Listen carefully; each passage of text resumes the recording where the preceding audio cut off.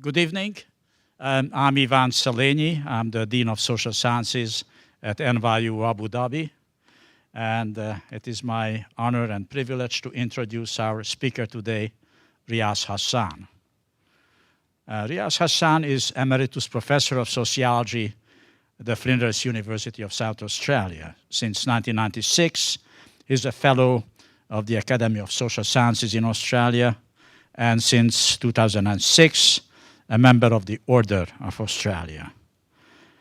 Professor Hassan, a native of Punjab, born actually in India, and resettled after the division of India into India and Pakistan, received his PhD from Ohio State University. He was appointed as a lecturer at University of Singapore in 1968, where he taught until he moved in 1977 to Flinders University, where he was eventually promoted to the rank of professor and served in 2 terms as chair of the department as well. Professor Hassan, over 40 years of scholarly activity, produced an astonishing body of work. His 1977 Families in Flats is the most innovative and insightful study of public housing in Singapore. Singapore has one of the most extensive and much prized public housing project in the world. Professor Hassan demonstrated that Singapore government achieved 2 major aims with its public housing policy. Since housing was subsidized, it allowed foreign investors to pay lower wages to workers. Hence, public housing was an important vehicle to encourage much needed foreign investment into Singapore. But Riaz Hassan also showed that public housing had a political purpose as well. It was a convenient tool of surveillance for Singapore security forces. Well, Singapore authorities were not thrilled by Professor Hassan's finding, and they sent unmistakable signs that he will be better served if he leaves Singapore. Hence, he moved to Australia. He was already in Australia when he published his next astonishing book in 1983, A Way of Dying. This was an analysis of suicide in Singapore. In this carefully researched book, Professor Hassan demonstrated major differences in the rate of suicide among various ethnic groups, and he brought attention to the exceptionally high suicide rate of otherwise economically advanced Chinese population and the low suicide rate of Muslims in Singapore. The book tells it all, book title tells it all, Suicide is a Way of Dying, a culturally prescribed way how to respond to challenges in life, family problems for some, or a sense of failure in life for others. In 1995, he published his next major monograph, the first comprehensive study of suicide in Australia, Suicide Prevention, the Australian Experience. By international comparison, Australia's suicide rate is not particularly high. It's about halfway among high and low suicide rate countries. Nevertheless, the suicide has been increasing in Australia, and particularly disturbingly, it was increasing very rapidly among adolescents and youth. During the past 15 years, starting basically his first visiting appointment in 1994 to UCLA, the research program of Professor Hassan shifted to the study of Islam. He carried out a pioneering survey research on Muslim piety, first in 4 countries, Egypt, Kazakhstan, Pakistan, and Indonesia. Later, he added 3 more countries, Iran, Turkey, and Malaysia. His next 2 monographs drew on survey data from these studies. In 2003, he published Faith Lines, and 2008, Inside the Muslim Mind. These 2 books constitute, arguably, the single most comprehensive empirical account of Muslim religiosity. The 2 books gives a carefully documented empirical account of religious commitment, status of women, opinions about jihad, blasphemy, and civil society, practices of zakat, and interpretation of ummah. It is impossible to offer a full account of the rich finding of these two books. In my reading, the single most important contribution of the research is the challenge of the view often shared by Western scholars who tend to see Islam as a monolithic phenomenon often equated with fundamentalism. Professor Hassan instead showed that Muslim attitudes and practices vary widely over time and across nations and by the educational level of individuals. It varies from traditionalists to liberals. Just to cite one important finding, 87% of Muslims he surveyed in the 6 countries support democratic values. 86% of Western Christians express similar views. The Arab Spring may have come as a surprise to many Western scholars. It was predicted by Professor Hassan's work. Next, Professor Hassan combined his earlier work on suicide and his most recent research program on Islam and launched the most impressive research project on suicide bombing. He received the largest grant ever made in Australia to social sciences to establish the Flinders Suicide Database, and he collected the most comprehensive data set over a decade of hard work on suicide bombing, ranging from the early 1980s to the present. The 2010 Body as a Weapon and the abridged 2011 paperback edition of the book Suicide Bombing, which is actually available in the lobby as we leave, is based on the analysis of these data sets. These are marvelous books by an extraordinary and courageous scholar.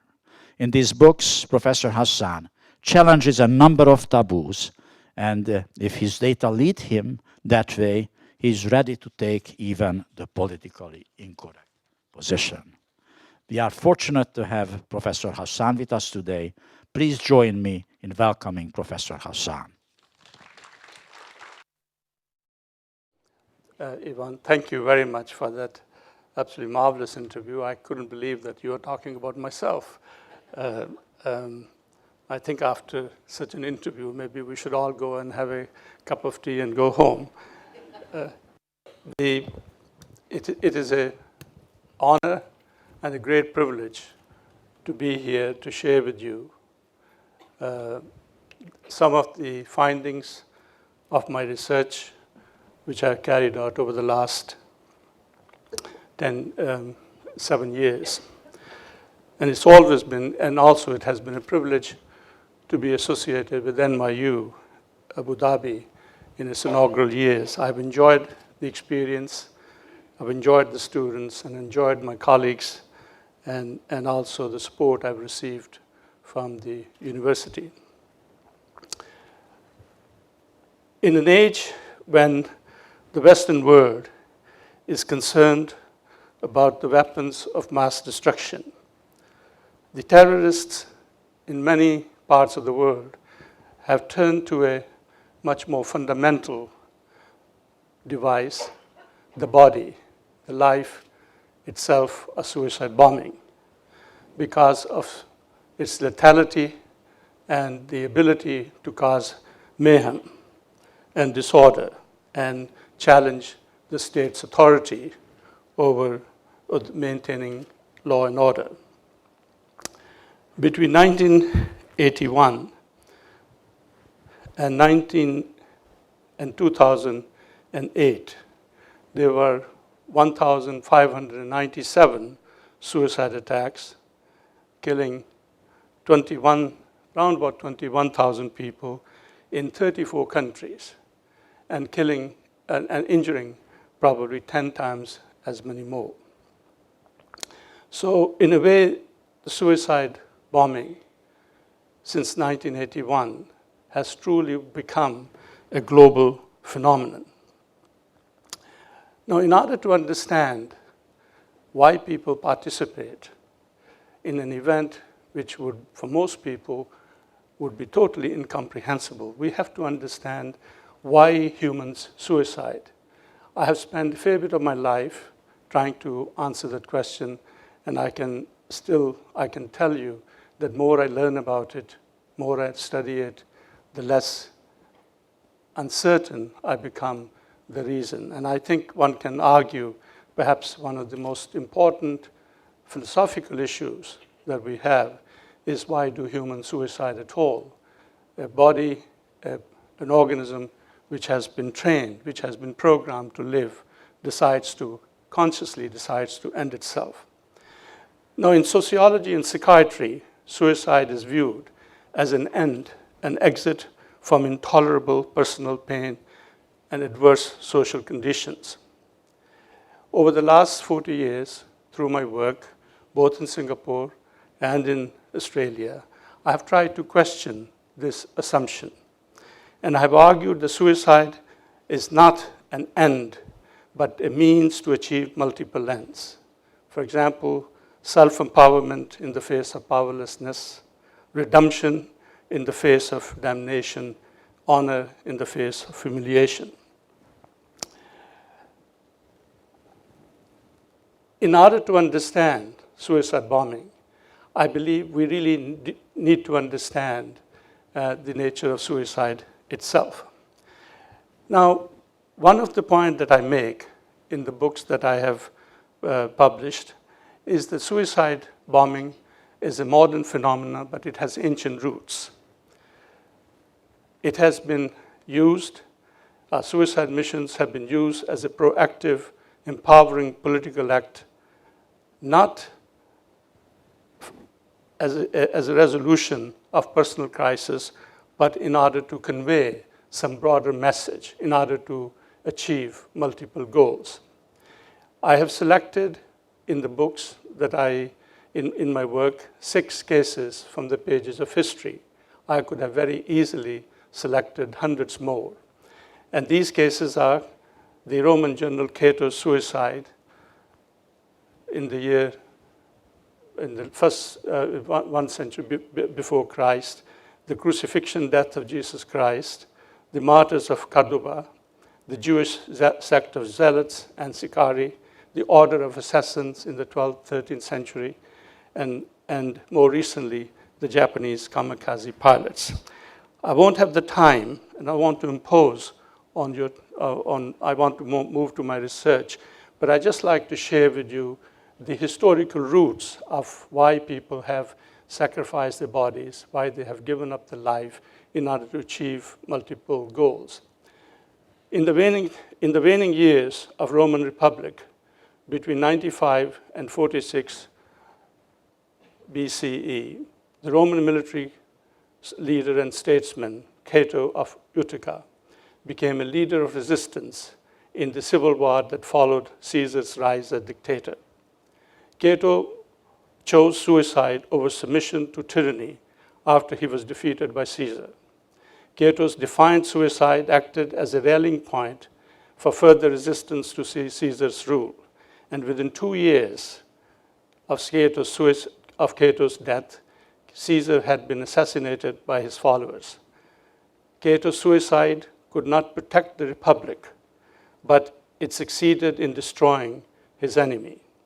It was not a suicide to escape retribution, but rather it reflected a desire for a political impact that Cato felt his continued life could not have. Cato was immortalized by classical authors, including Cicero, Seneca, Lucan, and Virgil, as an embodiment of moral and political values.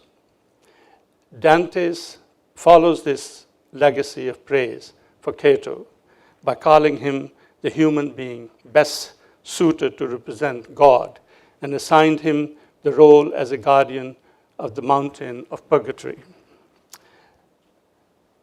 The Japanese have had a long tradition of sacrifice through suicide. The kamikaze suicide missions operated for 10 months, from 25th of October 1944 until Japan surrendered on the 15th of August 1945. In all, some 3,843 pilots gave their lives. Most were young, well-educated men who understood that pursuing conventional warfare would likely end in defeat.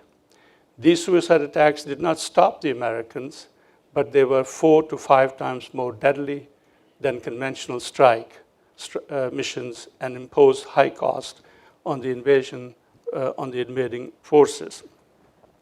In the Battle of Okinawa in April 1945, 200 kamikaze rammed fully fueled fighter planes into more than 300 ships, killing 5,000 Americans in most costly naval battle in the US history. The Japanese officials regarded kamikaze pilots not suicide, but as human bombs for the country and comrades. These cases, the cases that I have not, I haven't had the time to discuss, are illustrations of my thesis that under certain circumstances, the act of suicide is a means of achieving multiple ends. They show the instrumental use of life itself as a weapon. These acts were means to communicate valued ideals to the wider community and to inflict physical and or symbolic pain and loss on the opponent. In all these cases, as it is also true in the case of suicide bombing, the actions of the actors are seen by the reference group as rational and altruistic. In this respect, these deeds belong to a family of actions in human society that include religious martyrdom, self-immolation, hunger strikes, and war heroism, in which people go to extreme self-sacrifice in the belief that by doing so, they are furthering the interest of the group, are the cause they value and strongly identify with. Now let me now turn to the issue of modern expression of this ancient phenomenon, the incidence of suicide in the modern world. As I began between 1981 to 2008, there were 1,597 suicide attacks, which killed around about 21,000 people in 34 countries. Just for your information, these are the countries that have experienced suicide bombing.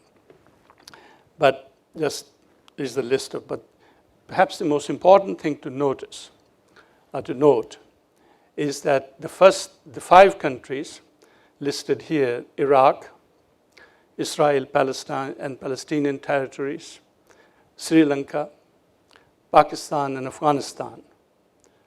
And these were also the case studies on which my research is based, account for 90% of all suicide bombings.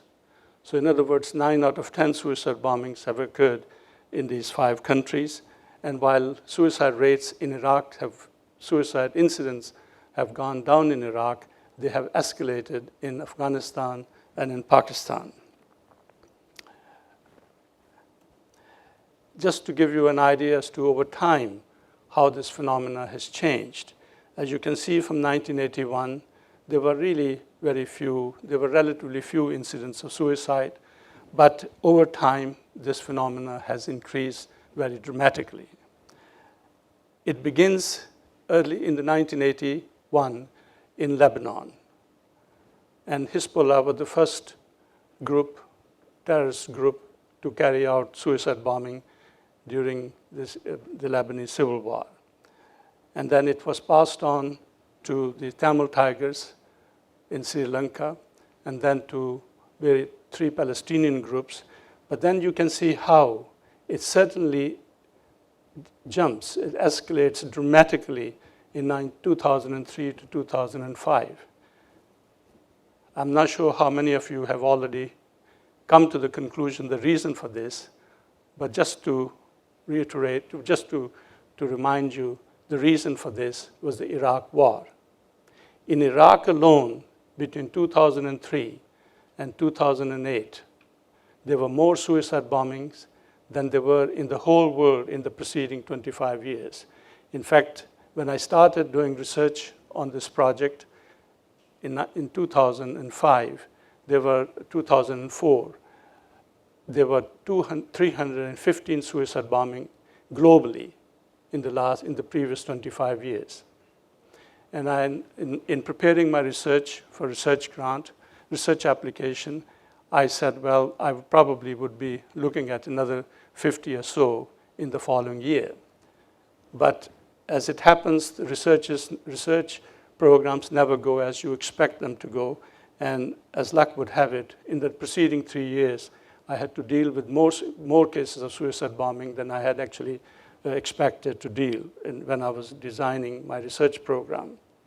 So between 2003 and 2008, the suicide attacks, there were 3 times more suicide attacks in Iraq alone than there were in the world in the previous 20 years. Why is it this terrorist groups are sponsoring groups who sponsor suicide attacks tend to use this? The reason is very simple. It works. And you can see from the evidence that you are looking at, that suicide attacks constituted only 4% of all terrorist attacks in the years 1981 to 2006. But they accounted for 32% of all deaths. So that clearly demonstrates the lethality of this act. In terms of life, in terms of deaths, average number of deaths, a suicide attack is 12 times more lethal than a non-suicide terrorist attack, as you can see here. But the outcome, the lethality outcome varies enormously across countries. In the 5 countries, I've also included Lebanon and Chechnya here, and in these countries, you can see the lethality outcome, the number of people who die, actually varies enormously. There are 3 reasons for that. Firstly, it is the hardening of targets, which can be accessed. Israel has done remarkably well in this area. And the other 2 reasons are the planning and execution of suicide bombing. They are very poorly planned and executed in Pakistan and Afghanistan, particularly in Afghanistan. In Afghanistan, 42% of all suicide attacks end only in the death of suicide bomber.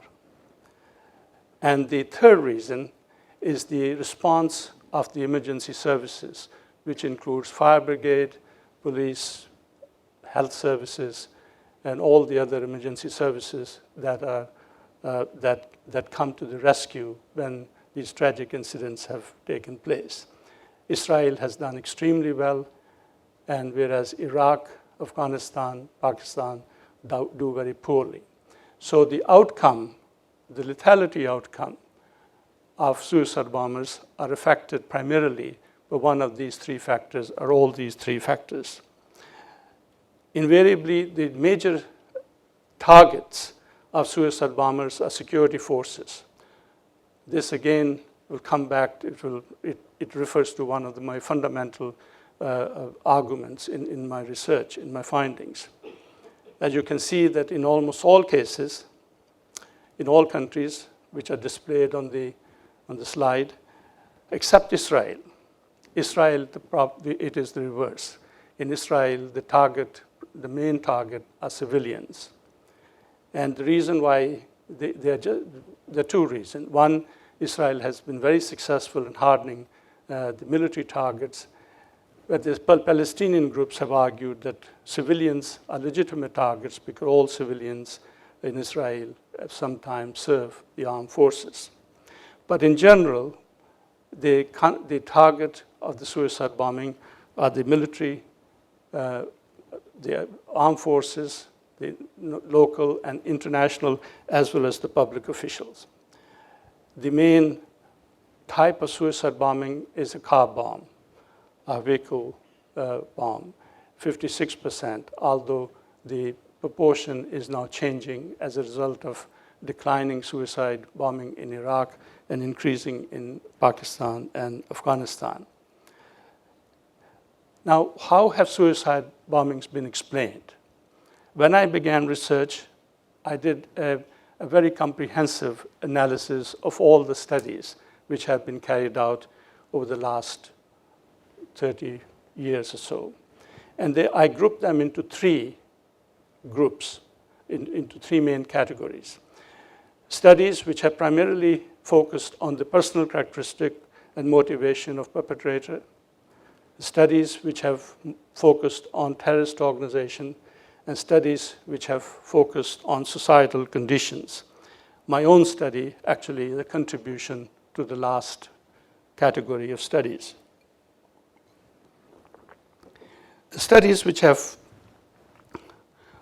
focused on the personal characteristic of suicide bombers have basically offered the conclusion, come to the conclusion that suicide bombers are psychopaths and have paranoid personalities.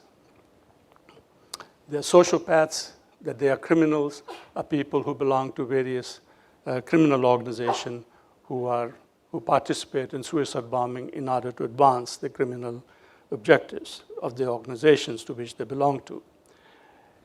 Religious fanatics, that they are religious fanatics who carry out these mindless killing in the name of religion. They're uneducated and poor. So primarily the characteristics, one way or the other, of a suicide bomber, the reason why a suicide bomber actually carried out this act is because they're psychopaths, they suffer from, they have they have impaired personalities, they're criminals, they're religious fanatics, they're uneducated and poor. Well, we'll come to see how far these findings have been borne out by my own work. The next group of studies are far more sophisticated, carried out mostly by political scientists, mostly in the United States, and they have focused on terrorist organization, in which they argue that suicide bombing is a strategic weapon. Because it's a strategic weapon in the sense it's comparatively lethal. As you can see, it is far more lethal, mechanically simple and cheap to manufacture, anywhere between $100 to $1,000. It's versatile and technically efficient in reaching well-guarded targets. It has high symbolic values because of the willingness of the perpetrator to sacrifice or give his life as a symbol of dedication to the cause. And it mobilizes support from sympathetic constituencies. The third set of studies have focused on the oppressive occupation of homelands by a powerful enemy. The violation, which invariably involves violation of codes of honor and shame. Human societies are regulated primarily by the informal codes of honor and shame throughout the world.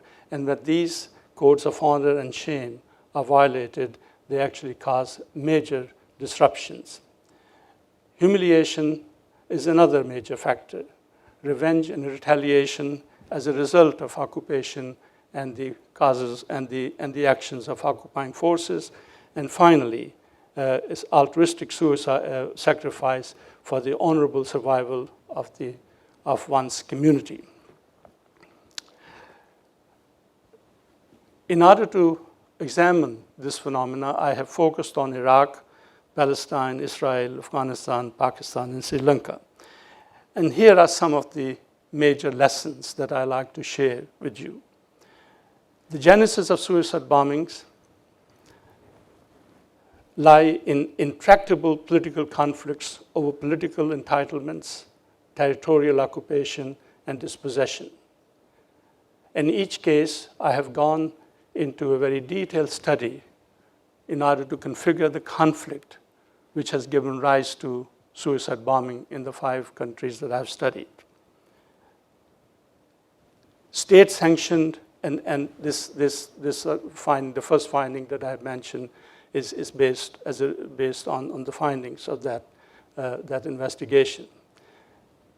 What somewhat surprised me was the state-sanctioned violence, a repression against non-state, a weaker party, causing widespread outrage, invariably precedes the suicide bombing. Suicide bombings never occur until the condition, second condition is met.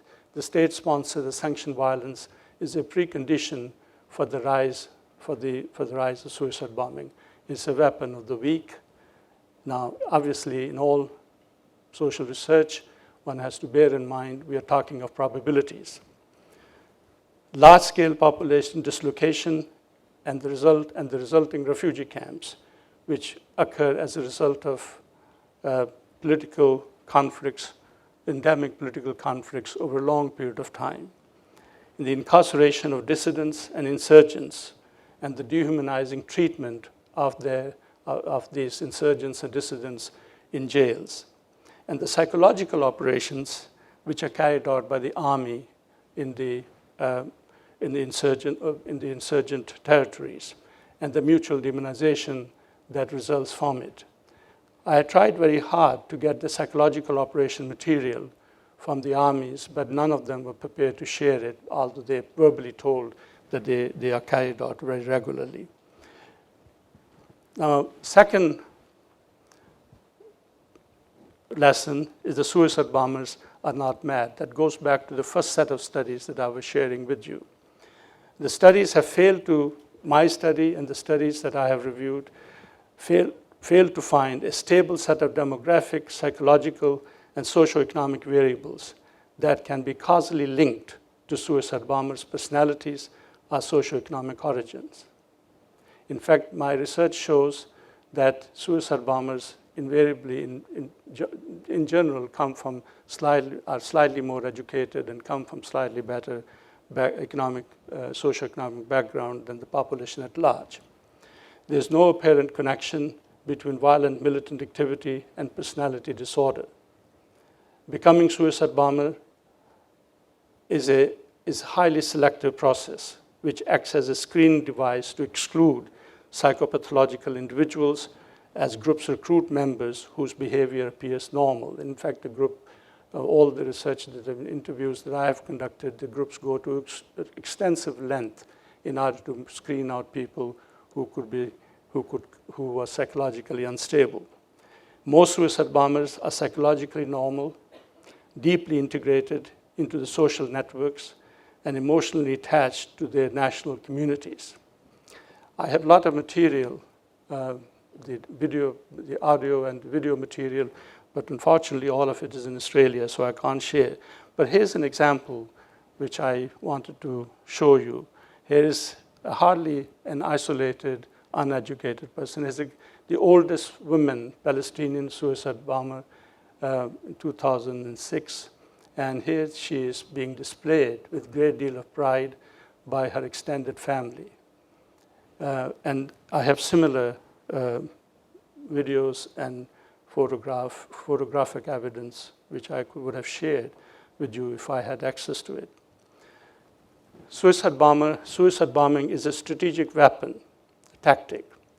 The instrumental and strategic weapons used by well-organized terrorist groups representing weaker party in asymmetrical conflicts related to struggle for greater autonomy or liberation of homeland. The deployment of suicide bombing is determined by its cost effectiveness, versatility, lethality, and tactical efficiency in reaching high-value targets. The high symbolic value due to the willingness of perpetrators to die as symbols of just struggle, galvanize financial support, and inspire new recruits. It also serves the interests of sponsoring organization by coercing adversary to make concessions and by giving the organization advantage over its rival in terms of support from constituencies.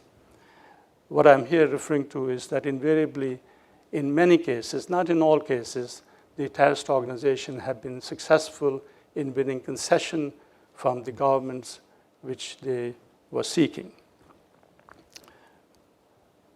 They're driven mainly by politics, not religion. This is probably one of the most controversial assertions. The suicide bombing is used in political conflicts over political entitlements, dispossession, and territorial occupations. They are a weapon of last resort by sponsoring organizations after long protest, political agitation, and other forms of nonviolent methods have failed. It was not so in Iraq, but in every other case that I have studied, the organization which has sponsored suicide bombing have actually carried out a whole range of activities and actions before they resorted to suicide bombing.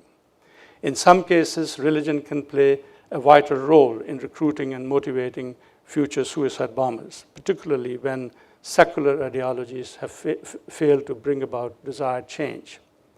Sometimes religious differences fuel the conflict, but invariably in the context of a desire for honorable survival of political community. Between 1981 and 2003, 43% suicide bombers were carried out by organizations which were religious, and 53% of cases in which, while 53% were political. This research primarily is focused on Palestine and Israel, but the findings appear to be, for example, it is quite a mixed results now because of the difficulties in accessing data, but certainly my findings from Iraq, from Palestine, Israel, and from Sri Lanka clearly show that mainly suicide bombing is carried out by groups which are not devoutly religious, but primarily also people who have been radicalized who have been radicalized by the conflict and have turned to religion, have used religion as an example, as a reason, but they were not religious before the conflict. They're driven mainly by politics, not religion. Again, let me continue. Participation in suicide mission has multiple purposes. And these purposes, again, go back to the point that I'm making. Suicide is not an exit, not an end, but means to multiple ends, means to achieve multiple ends. The participation in suicide missions has multiple purposes: gaining community approval, personal redemption, and honor for the survival of the community. Political success, liberation of homeland, signals unwillingness to subjugation. It is motivated by revenge, guilt, shame for personal and collective humiliation. These are acts of religious and nationalistic convictions. They're driven by acts of religious and nationalistic convictions, and as well as by material and religious rewards, and escape from degradation of life under occupation, boredom, anxiety, and defiance. Humiliation is an intense personal and emotional experience arising from destruction of culturally grounded definition of self-worth and dignity. And I have found that humiliation is one of the very potent factors in which aids the subculture of suicide bombing. Humiliation is a means of inflicting. Humiliations include violence and torture, daily degradation of occupations, sense of collective grievances, repression, violation of accepted codes of honor and shame, massive economic and social dislocation, anxiety, helplessness are powerful means of inflicting humiliation. Humiliation is a potent technique of social control. Modern institutions play an important role in the production of humiliation. In fact, some political scientists argue that humiliation has become a very important source of social and political control in modern societies. Now, it's different from fear. Fear is an instinctive response to potential danger. Humiliation is an emotional process to lower self-worth and respect of the humiliated. Abu Ghraib techniques, forced nudity, simulated sex with another man in front of a female, not intended to inflict they were not intended to inflict physical pain, but to create submission and obedience. These practices worked on what it meant to be an honorable, self-respecting subject in Iraqi society. The prison practices were designed to make the subject feel unworthy and transform this feeling into total obedience to humiliating authority. Suicide bombing is sometimes driven by revenge and retaliation. Revenge is infliction of harm in return for perceived injury. desire for revenge, and willingness to carry out violence are tied to self-worth of the offended person and to deterrent role against future injustices. Revenge fulfills many goals, including righting perceived injustice, a response to continuous suffering of an aggrieved community. Important elements of desire for revenge is willingness to sacrifice in order to carry out the act of revenge. Motivation for vengeful actions have a strong altruistic component, which manifests itself in the act of self-sacrifice for the sake of one's family, community, ideology. Personal motivation for revenge is a very common very common aspect of human nature.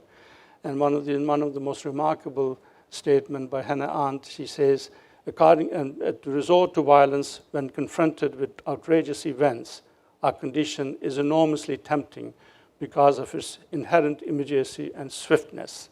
Acting without argument or speech and without counting the consequences is the only way to set the scale of justice right again.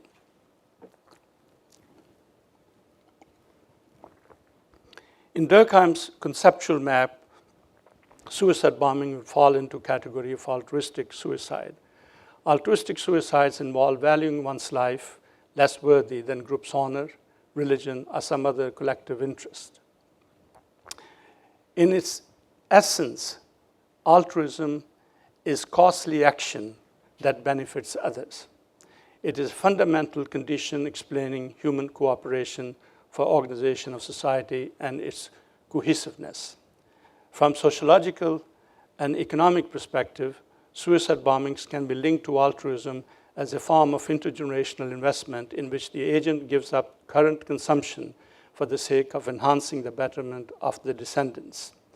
Altruism is not antithetical to aggression. In war, soldiers perform altruistic actions by risking their lives for comrades and country. The actions of kamikaze pilots in World War II are an example.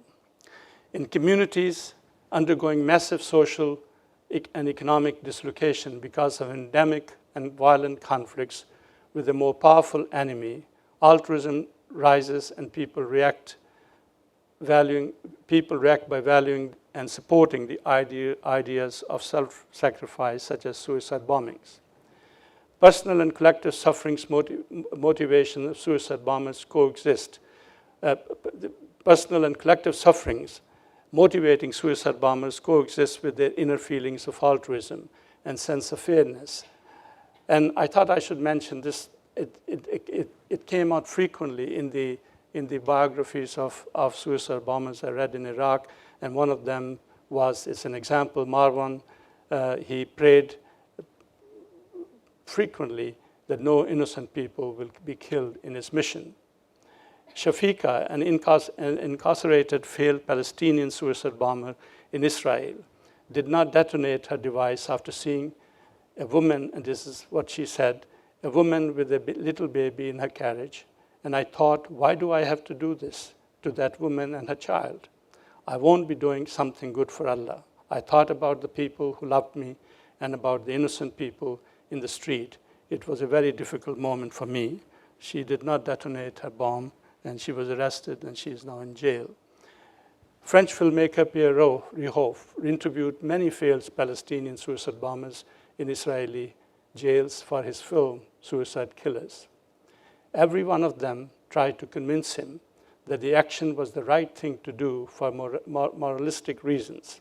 According to Rihouf, these aren't kids who wanted to do evil. These are kids who wanted to do good. But everyday degradation of Israeli occupation had created collective hatred, making them susceptible to indoctrination to become martyrs. Are suicide bombers mindless or mindful killers? As Stanford University psychologist Philip Zimbardo puts it, it is neither mindless nor senseless, only a very different mindset with very different sensibilities than we have been used to witnessing among young adults in most countries.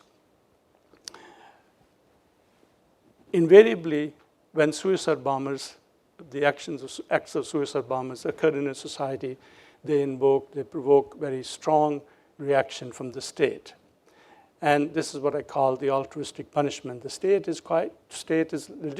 can legitimately inflict punishment on people who disrupt social order and daily rhythms of life. And suicide bombings invariably, therefore, provoke brutal response from the state authorities. By injecting fear and mayhem into ordinary rhythms of daily life, such bombings undermine the state's authority in providing security and maintaining social order. State can legitimately impose altruistic punishments to deter future violation, threatening security and social order. These include punishments meted out to perpetrators and their supporters. The state-sanctioned military actions against Palestinians, Sri Lankan Tamil Tigers, Iraqi insurgents, and Taliban in Pakistan and Afghanistan are examples of these punishments. We call them counterinsurgency operations.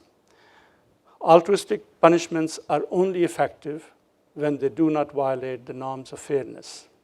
Punishments and sanctions seem as unfair, hostile, selfish, and vindictive by targeted groups tend to have detrimental effects. Instead of promoting compliance, they reinforce recipients' resolve to non-compliance. Counterinsurgency operations are aimed at increasing the cost of insurgency to the insurgents and invariably involve eliminating leaders and supporters who plan suicide bombings, destroying insurgents' capability for mounting future attacks, and restrictions on mobility and other violation of civil liberties. Now, what has been the response? Now, what I have just basically shared with you are some of the lessons that I have learned as a result of my research. Some of these findings are understandably controversial. By no means they are meant to justify these acts of deadly violence and terrorism, but I think it's important that we do understand them in order to deal with them effectively.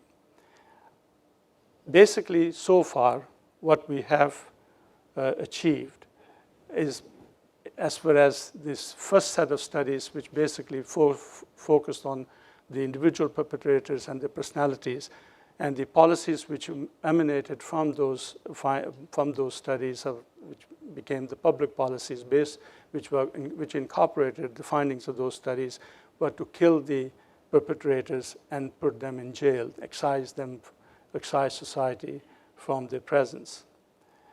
The second policy, which had been widely adopted by Israeli and American authorities, is the targeted killing of terrorist leaders. Now, the problem with this particular approach is that terrorist groups which organize suicide bombings tend to be a cellular organization. They are not bureaucratic organization.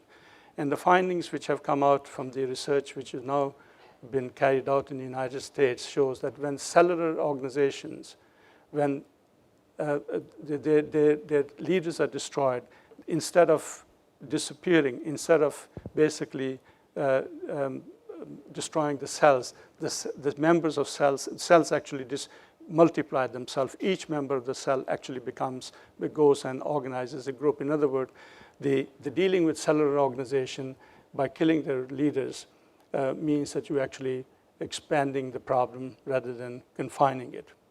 Suicide bombings are carried out by community-based organization, and strategies aimed at finding ways to induce communities to abandon such support may isolate terrorist organizations and curtail their activities. I believe this is one of the most important strategies that we need to consider.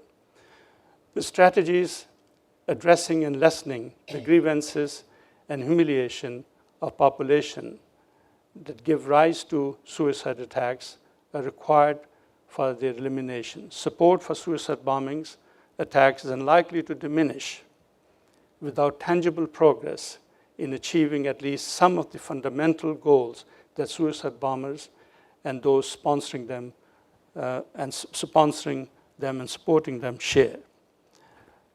So without that, it would be inconceivable, at least for me, how we can actually eliminate this deadly action of violence. Thank you very much.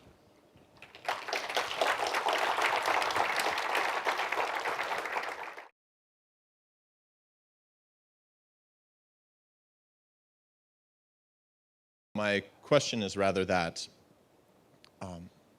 is it actually a worthwhile method of change to be pursued by people that are actually doing it? Do you think that it is, could it be considered to be a legitimate method about bringing change, something that organizations should actually honestly consider?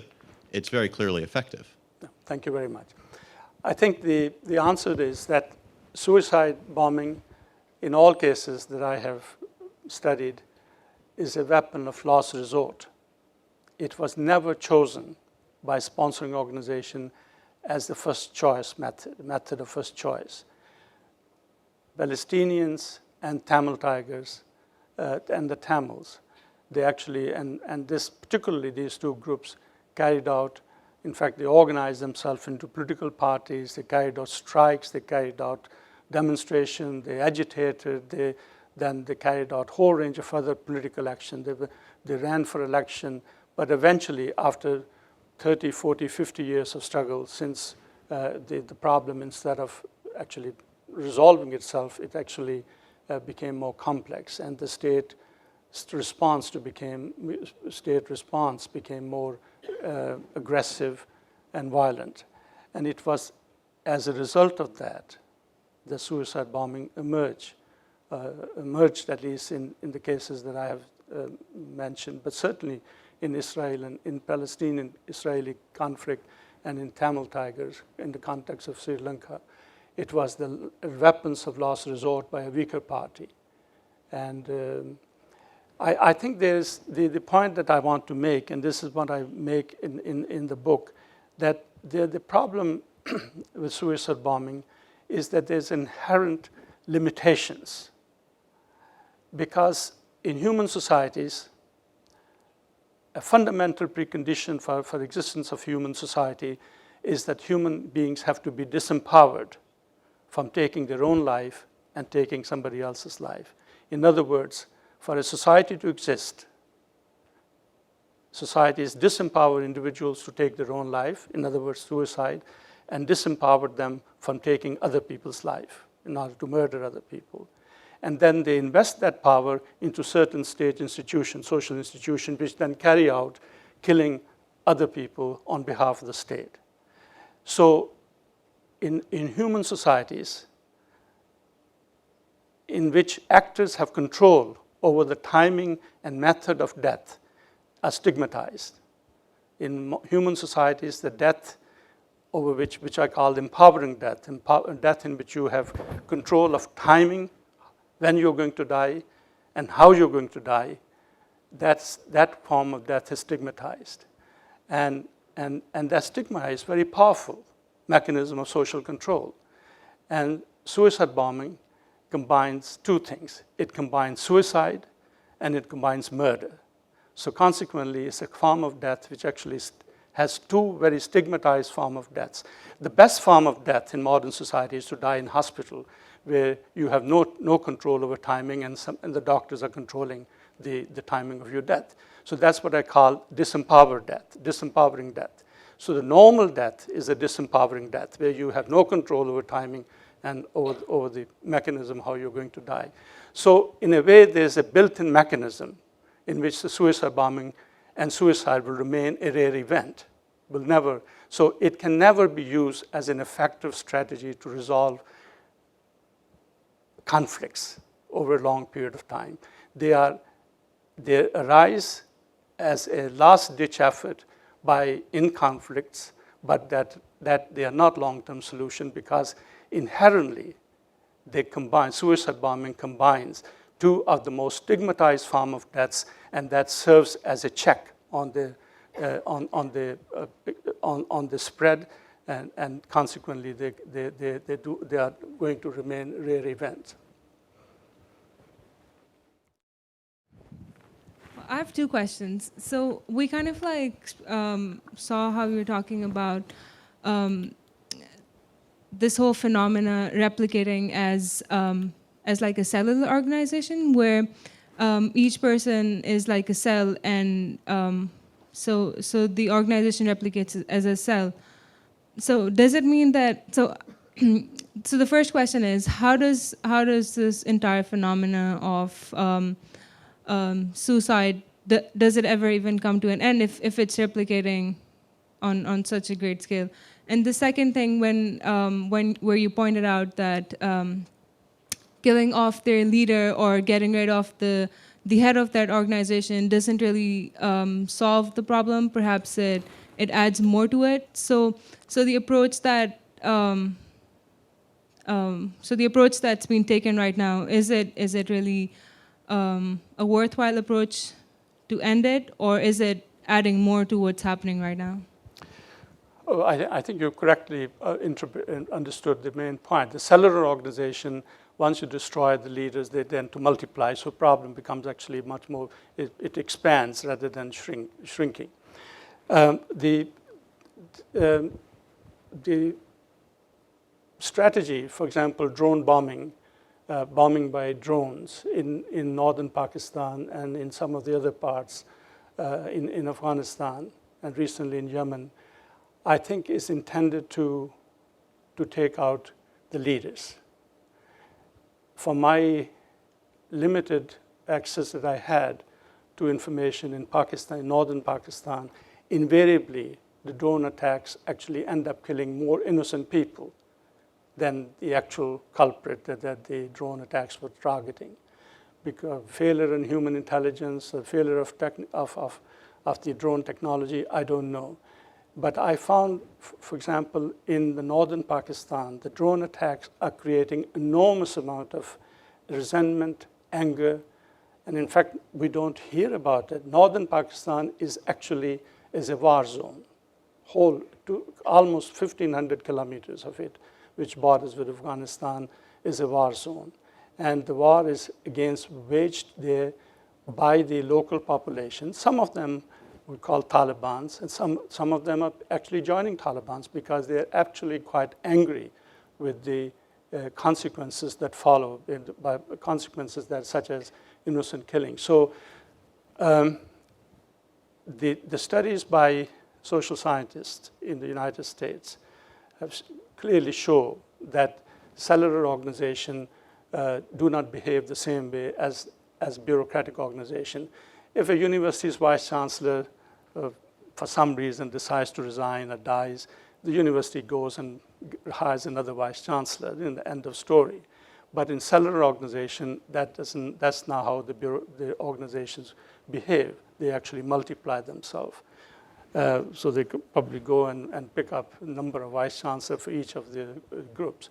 But certainly the policies of drone attacks, which is targeted killing of terrorist leaders and terrorist activists, is creating, I think, for Pakistani government and Afghanistan government more problem than it's solving.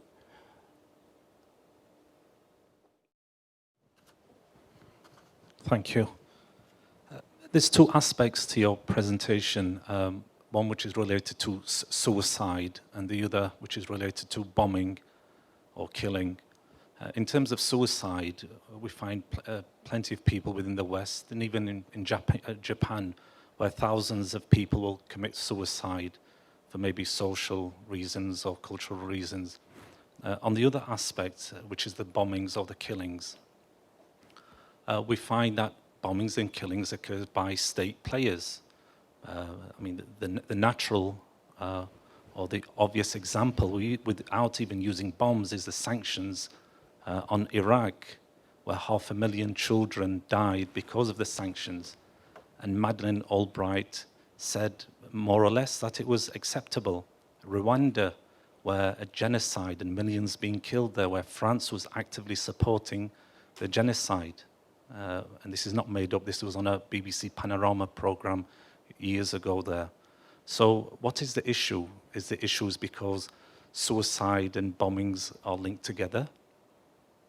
I mean, if you don't want them to do suicide bombings, why don't you supply them with airplanes and bombs? I mean, the last century, what we've had It's been the most bloodiest century in the history of mankind.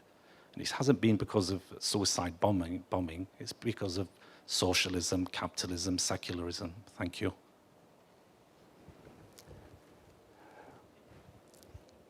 I'm not sure what the problem is, but if I've understood your question clearly, is it that suicide bombing is that there have been so many other actions which have led to destruction, like sanction in Iraq, and I mean they certainly, what you say is true.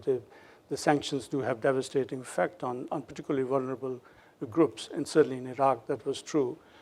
I mean, the difference is, there's a difference between suicide. There is people suicide around the world for reasons which vary enormously, and the whole army of psychiatrists, psychologists, sociologists trying to understand the reason. But bear in mind, suicide is a very rare event.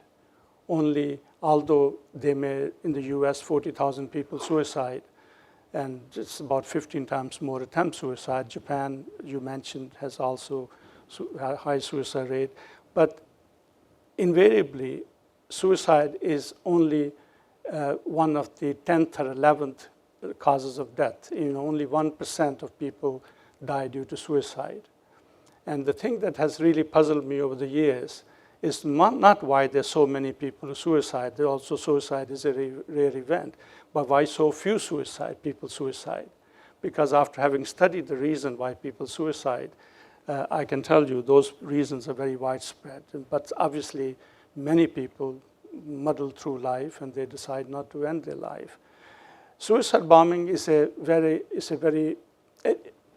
my argument is the suicide bombing is an ancient method. It's a modern phenomenon with ancient roots, and people have used life in order to carry on, in order to sacrifice their life for larger purpose. The modern phenomenon of suicide bombing, I believe, is a passing phase. I mean, it is as the technology has made it possible. What will happen next, I'm not sure, but certainly so long as we have endemic conflicts over which, over territorial occupation, dispossession of political rights, and for which we cannot find solutions, we are going to have some kind of resistance from groups who decide that it's just better to die than simply be waiting to be killed by somebody. So I think my response would be that as in human societies, if the social endemic conflicts remain, they become endemic, and the parties are unwilling to compromise or negotiate, then invariably it will take some whole range of the conflict will manifest itself in many ways. It could be sanctions, it could be outright invasion, it could be suicide bombing as a form of resistance. I may be idealistically, maybe I'm just very naive. I think human beings, for endemic conflicts to have some kind of resolution, one has to negotiate, because all human conflicts can be negotiated and are open to negotiation. A friend of mine who does work on IRA, or Irish Republican Army, told me once, he said, when the IRA were carrying on the terrorist mission in Northern Ireland, the British government didn't care. As soon as they came to London, they said, let's negotiate. So basically now we have actually a very reasonable chance of negotiated settlement between IRA and the problem of Northern Ireland, as you probably can see from the newspaper reports. Thank you very much for your research. In your study, 1981 to 2008, of course, there have been political strife and wars all over the world, but the main increase seems to have been 2003 to 2008 in Islamic countries. what relationship have you seen, if any, has there been between the number of suicide bombings and the association with the Islamic religion? The only association I see is that the conflicts which have occurred in the years that I have been studying, unfortunately, they tend to have occurred in most of them, not all of them, most of them in Islamic countries. You know, Iraq actually transformed the suicide bombing completely. Conflict in Afghanistan and Pakistan are going to become much more endemic and probably intractable in the foreseeable future.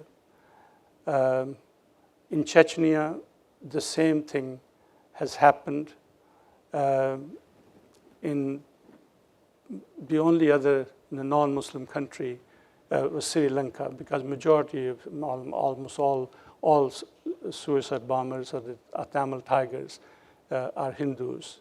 They have some kind of nationalistic, but they were Hindu by the religious affiliation. So the answer is that there are two possibilities. One that the conflicts have been, this intractable conflict seems to have occurred mostly in the Muslim countries, with the exception of Sri Lanka. The second point is that is Islam partly has something to do with it. I think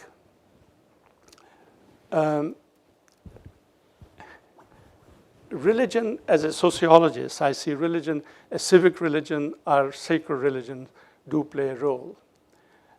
Between 1888 and 1911, the most violence were carried out by the anarchists.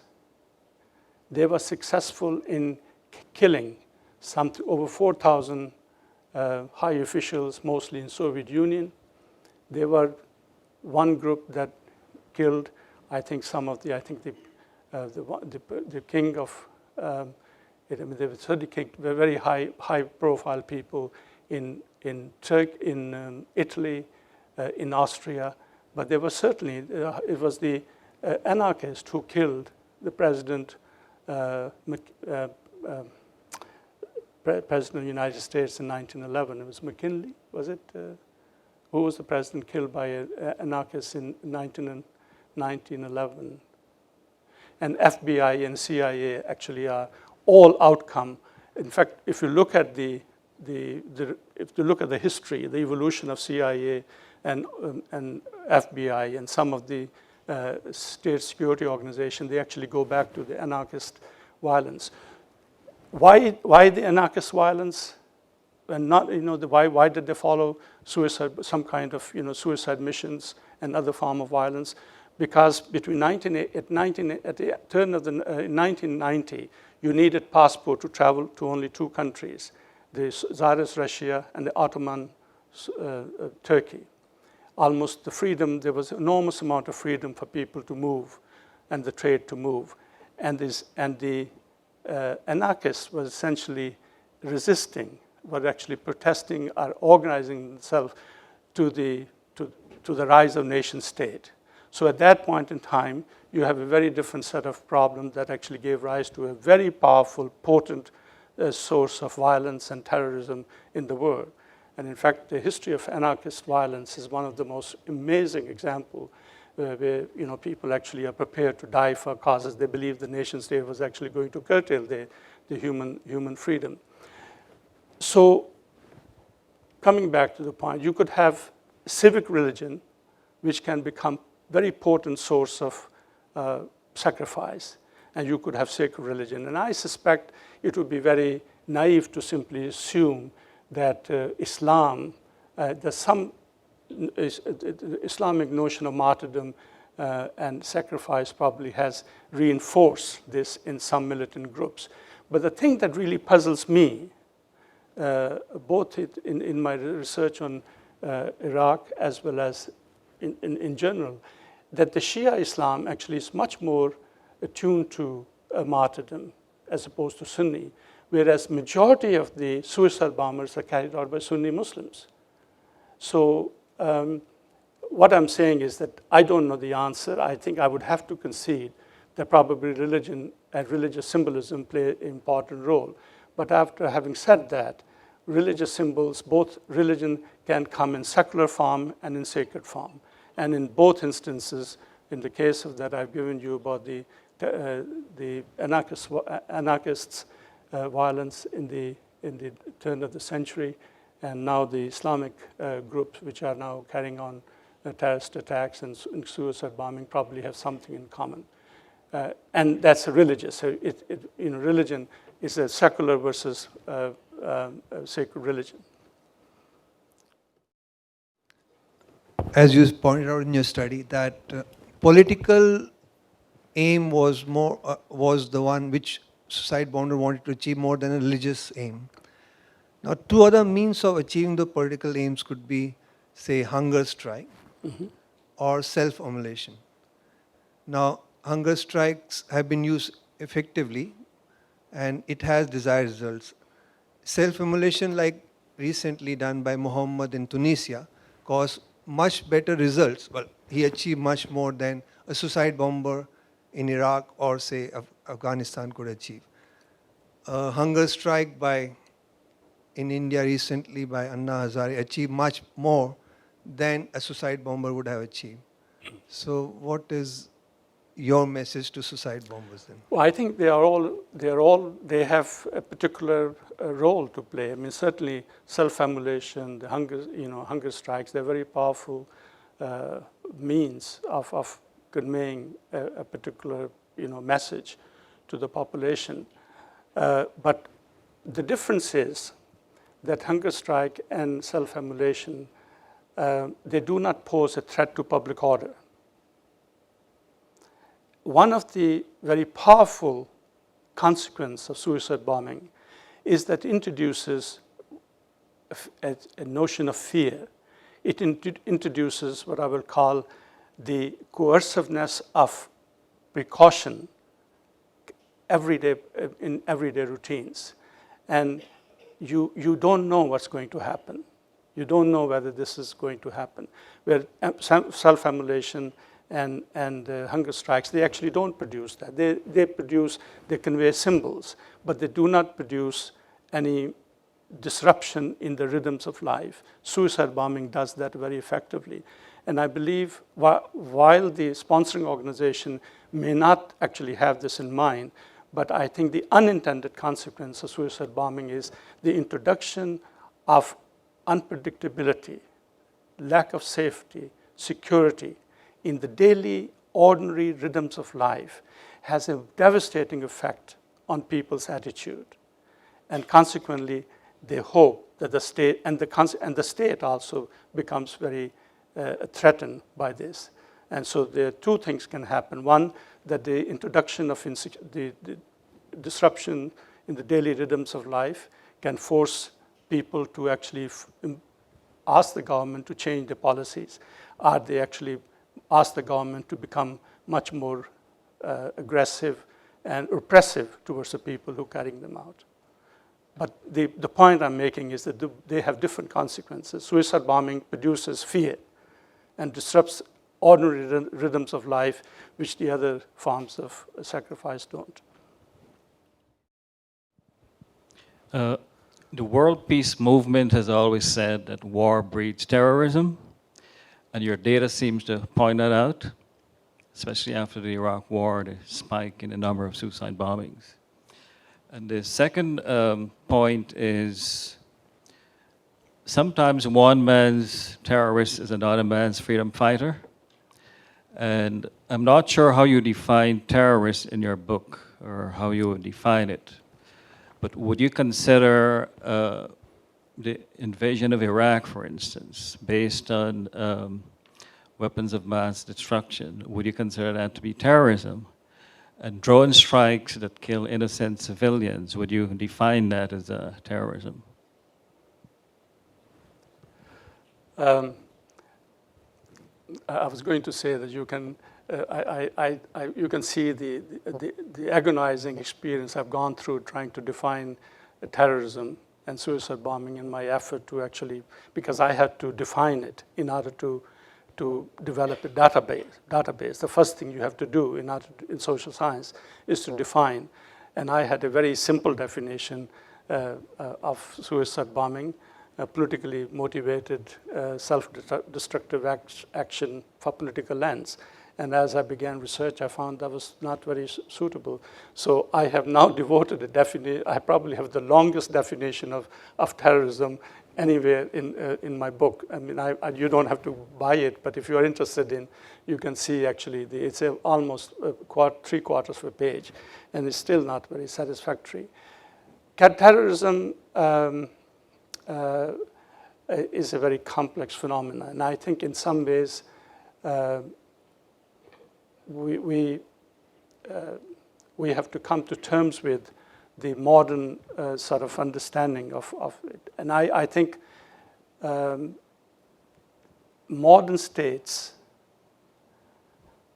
are some of the biggest perpetrators of terrorism. It is not the terrorist group which carry out most acts of terrorism. It's the modern states which carry out the largest number of terrorism and the most lethal form of terrorism, whether it is invasion of Iraq, whether it is the dislocation of the whole Chechenian population, whether it is the incarceration of getting basically trying to dislocate the whole Tamil population in Sri Lanka, whether it is now what's going on in northern Pakistan against the Pashtuns. So unfortunately, the problem of terrorism is also intertwined with the fact that the modern states, because of the nature of international law, no longer want to engage in a direct conflict. So they are actually what I call outsourcing wars. America outsourced war against Soviet Union and Afghanistan by providing technology and money, but bodies came from somewhere else. Pakistan is outsourcing war against India and various other groups by outsourcing it to some groups. So in a way, the outsourcing of war, let me give you an example. I was very keen to interview people who were incarcerated, high-value terrorists, what they're called in Pakistan and various other places, who have been involved in suicide bombing, who are the leaders of organizations which are sponsoring suicide bombing and other forms of terrorism in Pakistan. I happen to have more access to people and high places in Pakistan than other places. I managed to get to as high as you can go in Pakistani bureaucracy. And I thought I will get access to these people. And I was denied access. And the reason, a friend of mine who was actually negotiating on my behalf, he was one of the very retired high official of the government, one of the highest public servant. He said to me, he said, I can't put it on record, but my impression is that neither the intelligence people, Pakistan intelligence, military intelligence people, he mentioned specifically the CIA want you to have access to them. So I began to wonder, who are these high-value terrorists, and why would they not allow me to interview them? And basically, but the other problem was, I was also, under Australian law, by the way, as an Australian citizen, I cannot interview a terrorist and a terrorist organization, because for doing that, I can be jailed for 7 years. And so half of my research, it was rather ironic that half of my research became illegal after 2005's Australian counterterrorism law, and I had to change the methodology. But in spite of that, when I tried to access high-value terrorists, both in Israel, in Pakistan, in Sri Lanka, I was not allowed to do so, partly because states have been involved. The state intelligence agencies have been involved in actually training some of these people. Gentlemen, join me and to thank Professor Hassan for his wonderful lecture.